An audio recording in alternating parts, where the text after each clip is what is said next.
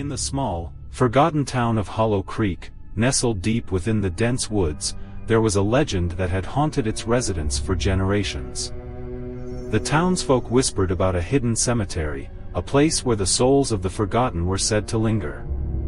It was said that every 25 years, on the night of the blood moon, the cemetery would come alive, and those who dared to enter would never return. Despite the warnings, curiosity gnawed at a group of teenagers, Emily, Jake, Sarah, and Mark, who had grown up hearing the tales but never truly believing them. As the blood moon approached, their excitement grew, and they decided to venture into the woods and find the cemetery for themselves. They packed flashlights, snacks, and a sense of bravado, determined to prove that the stories were nothing more than urban legends. On the night of the blood moon, the air was thick with anticipation. The moon hung low in the sky, casting an eerie red glow over the landscape. As they trekked through the woods, the trees seemed to whisper secrets, their branches swaying ominously in the wind. The deeper they went, the more the atmosphere changed. The laughter and chatter that once filled the air faded, replaced by a heavy silence. After what felt like hours, they stumbled upon an old, wrought-iron gate, overgrown with vines and rusted with age. It creaked ominously as they pushed it open, revealing a graveyard shrouded in darkness. Tombstones, some cracked and tilted, jutted out from the ground like jagged teeth.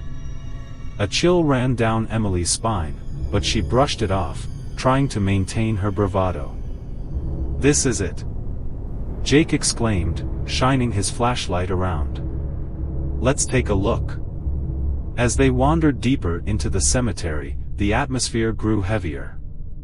Shadows danced around them, and the air felt charged with an unexplainable energy. Each step they took felt like an invitation to something sinister lurking just beyond their sight. They laughed nervously, trying to keep the mood light, but the laughter soon turned hollow. Suddenly, they heard a low moan echoing through the darkness. Startled, they froze. "Did you hear that?" Sarah whispered, her voice trembling. "Probably just the wind," Mark replied, but uncertainty crept into his tone. As they moved further in, they discovered a large stone mausoleum at the center of the cemetery. Its door was slightly ajar, as if beckoning them to enter. The group exchanged glances, fear and intrigue swirling in their eyes. Against their better judgment, they decided to go inside. The air was damp and cold, and the smell of decay was overpowering. Inside, the walls were lined with ancient coffins, some adorned with intricate carvings. A sense of dread settled over them as they moved deeper into the mausoleum. The low moaning grew louder, echoing off the stone walls, sending shivers down their spines. "Maybe we should leave," Emily suggested, her voice barely above a whisper. But before they could turn back, the door slammed shut behind them, trapping them inside. Panic surged through the group as they banged on the door, yelling for help.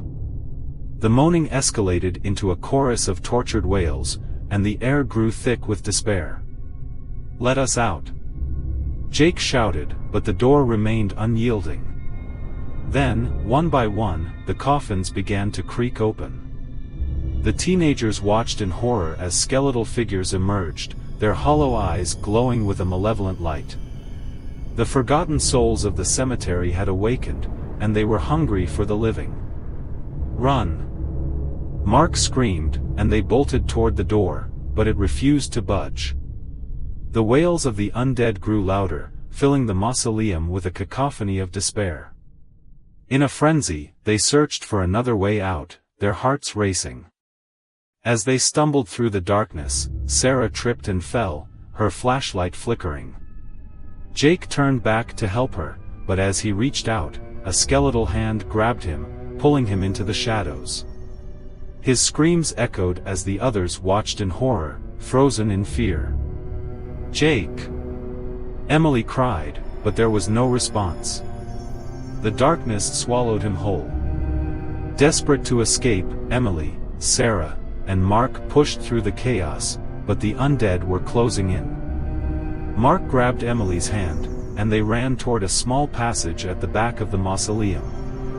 They squeezed through, their hearts pounding, and emerged into a hidden chamber. Inside, they found a dusty altar adorned with faded photographs and a collection of trinkets left by previous visitors.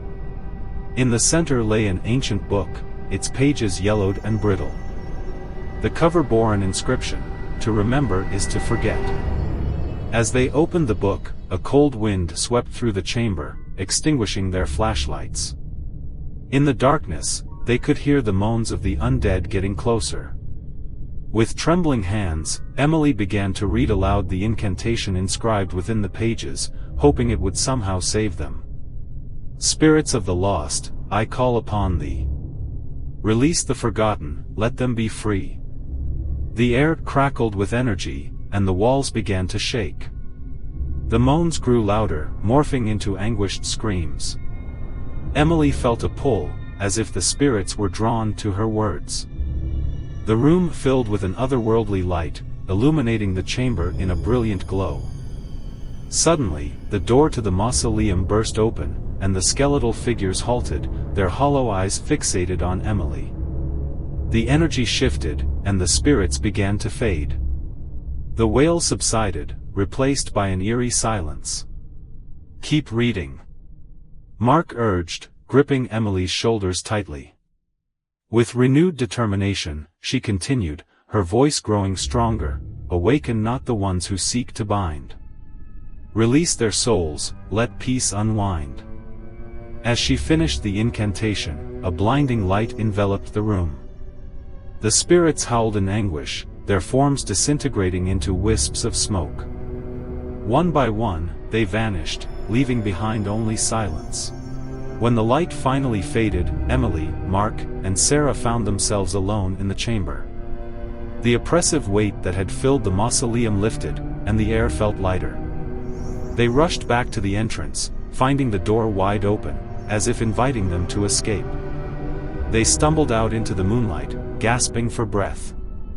The blood moon cast a surreal glow over the cemetery, but it felt less threatening now. The undead were gone, and the oppressive atmosphere had lifted. As they fled into the woods, relief washed over them. But as they reached the edge of the forest, they turned back one last time to look at the cemetery. To their horror, they saw the silhouettes of the forgotten souls standing among the tombstones, their hollow eyes watching, waiting. The next day, the townsfolk awoke to find the cemetery undisturbed, the curse seemingly broken. But the teenagers knew better. They had glimpsed the truth behind the legend.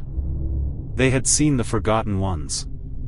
Years later, the blood moon would rise again, and the townsfolk would whisper the same old stories.